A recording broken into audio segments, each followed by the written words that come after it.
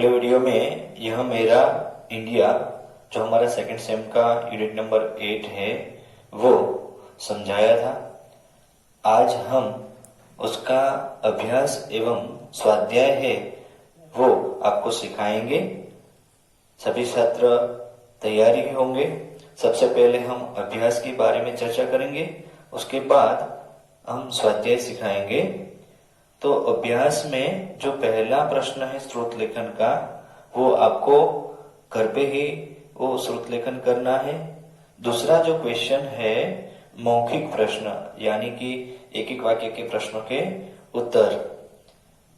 तो पहला प्रश्न है संदीप और सानवी, संदीप और सानवी कहाँ गए थे?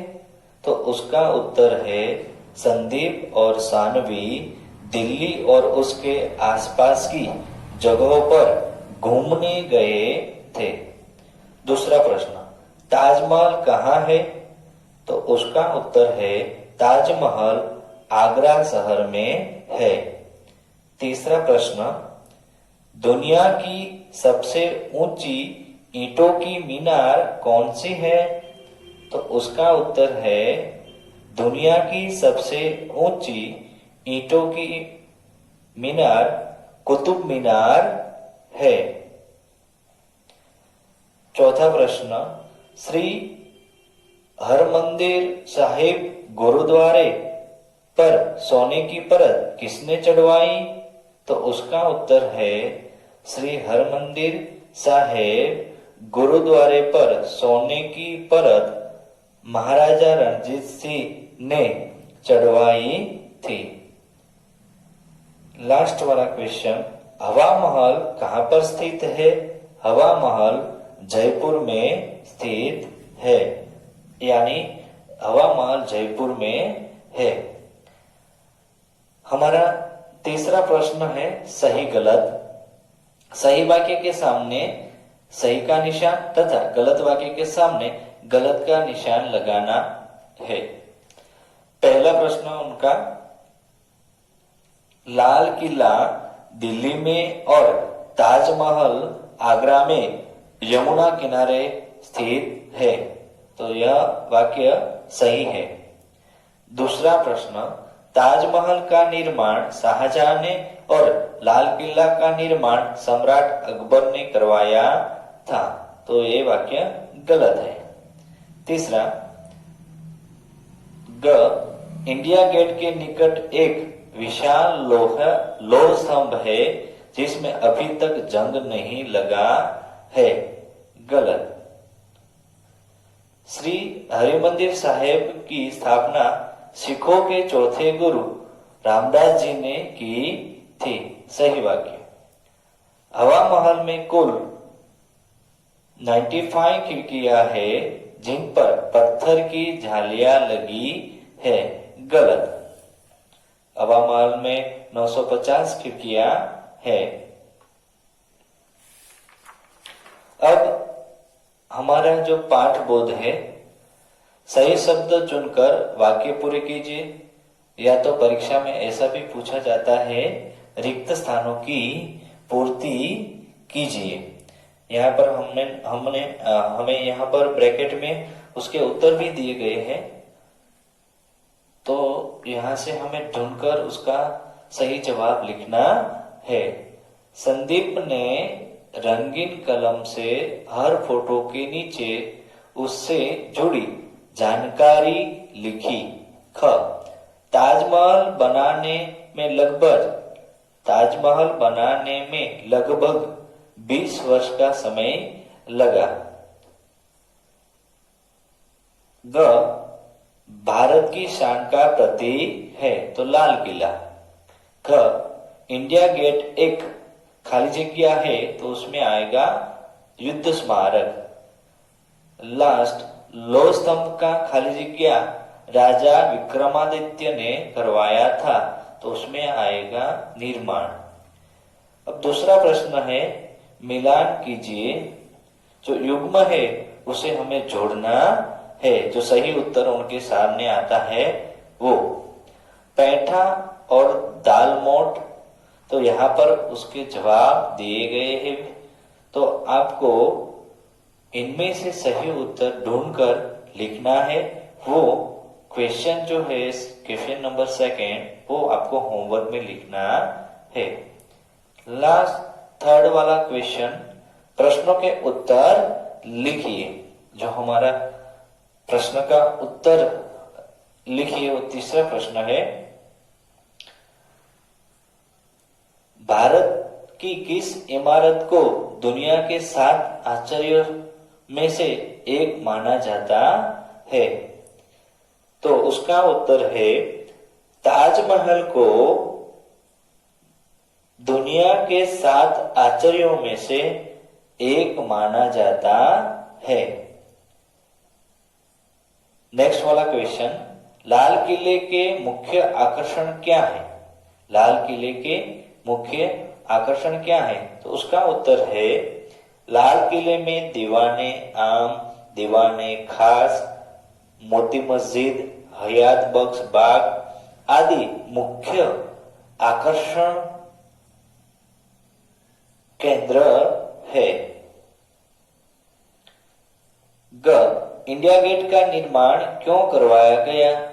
तो उसका उत्तर है, क्योंकि इंडिया गेट उन 82,000 भारतीय सैनिकों की याद में बनवाया गया था, जो ब्रिटिश सेना की ओर से प्रथम विश्व युद्ध में शहीद हो गए थे।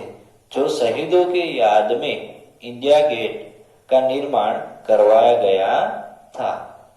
लास्ट क्वेश्चन, हवा महल का निर्माण किसने करवाया? तो हवा महल का निर्माण राजा सवाई प्रताप सिंह ने करवाया था। आइए विचार करें, वो आपको आपकी कॉपी में होमवर्क में लिखना है। ऐतिहासिक इमारतें हमारे हृदय में अपने देश के प्रति कैसी भावना जागृत करती है? तो हमारे हृदय में श्रद्धा, सम्मान और गर्व की जो भावनाएं हैं वो जागृत करती है। वो आपको होमवर्क में लिखना है। उसके बाद वाला जो हॉट्स है, हवा महल में 950 से ज्यादा खिड़कियां हैं, जिनसे राजघरानों की महिलाएं शादी जुलूस देखती थी। इस कथन से हमें पुराने समय की कौन सी बात का पता चलता है? तो सभी छात्र को शायद ये पता भी होगा, आप सब एसएस में पढ़ते भी होंगे कि पुराने जमाने में जो हमारी महिलाएं थी वो घर से बाहर नहीं जा सकती थी। वो 4 दीवारों के अंदर ही रहती थी, उसे बाहर जाने की कोई अनुमति नहीं देता था। तो कभी ऐसा जुलूस निकलता है, शादी बारात का कोई दूसरा धार्मिक या त्योहार होता है, तो ऐसे जुलूस वो जो राजघराने की महिलाएं हैं वो खिड़की में से, जो महल की खिड़कियां होती है उनमें से देखती है। तो उसे हमें पता चलता है कि पुराने समय में हमारी महिला की जो आजादी है वो आजादी आज है, ऐसी आजादी पहले के समय में नहीं थी। वो भी आपको होमवर्क में लिखना है। अब भाषा से जो हमारा ग्रामर है, रू, बड़ा वाला रू, रेप जो अक्षर के ऊपर आता है, शब्द के ऊपर आता है, वो चंद्र आकार में नहीं, खाली एक ही रेफ आता है वो, तथा पदे वाले 4 शब्द लिखिए। मैंने यहाँ पर लिख के दिए हैं, वो भी आपको अपनी कॉपी में लिखने हैं। रू, तो ऐसे शब्द हम लिखते हैं, तो गुरु, रुचि, रुकना, रुत, ये शब्द ऐसे है, तो ऐसे लिखा जाता है भाषा से। रू वाले शब्द गलत तरीके से लिखेंगे तो गलत होंगे। दूसरा बड़ा वाला रू, नेहरू, रूप, रूखा, शुरू। अब रेप जो अक्षर के ऊपर, शब्द के ऊपर जो आता है, पूर्ण, निर्माण, धर्म, सवर्ण। अब पदेन वाला शब्द जो है, आगे जो हम डैश करते हैं वो प्रेम, प्रधानमंत्री, अंग्रेज, विक्रम, ऐसे शब्द है, वो आपको याद भी रखने हैं और अपनी कॉपी में भी लिखने हैं। अब दूसरा प्रश्न है, नीचे दिए गए संज्ञा शब्दों को उनके उचित भेद के नीचे लिखिए। तो संज्ञा शब्द हमें यहाँ पर दिया गया है। तो सबसे पहले हमें संज्ञा की जो डेफिनेशन है, व्याख्या है, वो पता होनी चाहिए। संज्ञा हम किसे कहते हैं? तो किसी व्यक्ति, वस्तु या स्थान या भाव के नाम को संज्ञा कहते हैं। किसी व्यक्ति, वस्तु, स्थान या भाव के नाम को हम संज्ञा कहते हैं। यह व्याख्या है, डेफिनेशन आपको अपनी कॉपी में लिखनी है और लर्न भी करनी है। मैं परीक्षा में पूछूंगा। तो यहाँ पर कुछ शब्द दिए गए हैं, तो वो कौन से, यहाँ कोष्ठक भी दिया गया, मैंने अभी आपको समझाने के लिए जो उसके उत्तर लिख डाले हैं, लेकिन आपकी कॉपी में आपको उनमें से देखकर व्यक्ति, वस्तु के नाम पर तो वो शब्द यहाँ पर लिखना है, स्थान के नाम यहाँ पर लिखने हैं, और जो भाव उत्पन्न होता है वो भाव यहाँ पर लिखना है। तो मैंने यहाँ पर उत्तर दे दिए हैं। तो पहला शब्द है अमृतसर। तो अमृतसर क्या है? स्थान का नाम है, एक जगह है, तो स्थान के नाम पर जाएगा, तो अमृतसर लिखा है। और दूसरा पेठा। पेठा क्या है? तो खाने की चीज है, वस्तु है, तो क्या कौन बॉक्स में जाएगा? वो व्यक्ति या वस्तु के नाम के अंदर। तीसरा है आगरा। आगरा क्या है? तो आगरा एक स्थान है, एक जगह है, तो स्थान के नाम पर में जाएगा। जयपुर, तो जयपुर भी स्थान के नाम पर जाएगा। उसके बाद शान, एक भाव है। शान क्या है? एक भाव है, हमें शान से जीना चाहिए, जो ऐसा सेंटेंस है ना, शान, तो वो एक भाव है। शाहजहां, तो शाहजहां एक नाम है, तो व्यक्ति है, तो व्यक्ति के जो बॉक्स है वहां पर जाएगा। खुशी, मुझे बहुत खुशी हुई आज, तो वो एक भाव है, तो भाव के नाम में जाएगा। सजावट, वो भी एक भाव है, तो भाव के नाम में जाएगा। विक्रमादित्य, वो व्यक्ति है, तो व्यक्ति के भाव में जाएगा। तीसरा प्रश्न है, नीचे दिए गए वाक्यों में गलत सर्वनाम लग गए हैं, सही सर्वनाम लिखकर वाक्य दोबारा लिखिए। सर्वनाम की डेफिनेशन हम फर्स्ट सेम में सीख गए हैं। तो यहाँ पर गलत सर्वनाम लिख गए हैं। यहाँ पर मैं आपको बताता हूँ गलत सर्वनाम कैसे दिए गए हैं। दादाजी क्या तुमने दवाई ले ली? तो तुमने है वो गलत सर्वनाम है। क्या है? गलत सर्वनाम।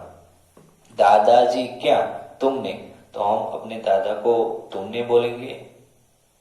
नहीं बोलेंगे, वो मानवाचक शब्द नहीं है। हमसे बड़े जो होते हैं उसे हम क्या क्या बोलते हैं? आपने। दादाजी क्या आपने दवाइयां ले ली?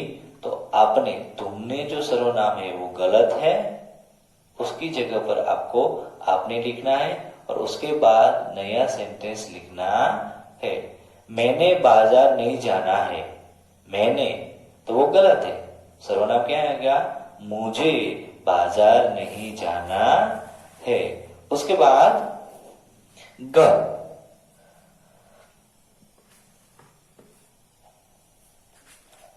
आज हम जयपुर जाऊंगा, तो आज हम की जगह में मैं लिखेंगे। आज मैं जयपुर जाऊंगा। दूध में कोई गिर गया, कौन गिरेगा दूध में? कोई नहीं। दूध में कोई की जगह पर क्या आएगा सर्वनाम? कुछ। कुछ है, कुछ, दूध में कुछ गिर गया। यहाँ पर सर्वनाम की जो डेफिनेशन है वो भी दी गई है, वो भी आपको आपकी कॉपी में लिखना है। व्याख्या भी आपको वो सर्वनाम की दी गई है, वो लिखना है। संज्ञा के स्थान पर प्रयोग किए जाने वाले शब्द को सर्वनाम कहते हैं। सर्वनाम किसे कहते हैं? तो संज्ञा के स्थान पर प्रयोग किए जाने वाले शब्दों को सर्वनाम कहते हैं। क्रियाकलाप हमें नहीं करना है। जीवन कौशल्य, लास्ट वाला क्वेश्चन, किसी ऐतिहासिक स्थल को देखते समय हमें किन किन बातों का ध्यान रखना चाहिए? सही उत्तर के सामने ठीक का निशान लगाना है और गलत उत्तर के सामने गलत। पहला है, इमारतों की दीवारों को गंदा नहीं करना चाहिए। सही। ऐसी किसी चीज को छूना नहीं चाहिए जिस पर ऐसा करने से मना किया गया है। सही बात है। कई बार लिखा होता है ये चीजें छूना मना है। टिकट नहीं लेनी चाहिए, वो तो गलत बात है, टिकट भी लेनी चाहिए। फोटो लेने चाहिए, चाहे वहां फोटो खींचने की मनाही हो वो भी गलत है। आप घूमने जाते हैं तो वहां कोई ऐतिहासिक स्थल होता है या कोई धार्मिक स्थल होता है या मंदिर होता है, तो वहां पर लिखा होता है कि यहाँ पर फोटो खींचना मना है। तो आप क्या वहां पर मोबाइल निकाल के फोटो लेते हैं? नहीं लेते। तो यहाँ भी हमें वो गलत सेंटेंस है, फोटो नहीं लेना चाहिए। इमारतों के आसपास गंदगी नहीं फैलानी चाहिए, राइट, सही बात है। हम जो हमारे नाश्ता का जो पैकेट होता है वो इधर उधर फेंक देते, कोई हमें देखते नहीं है, तो यहाँ तो ये पुरानी वाली इमारत है, कौन देखता है, ऐसा करके हम फेंक देते हैं।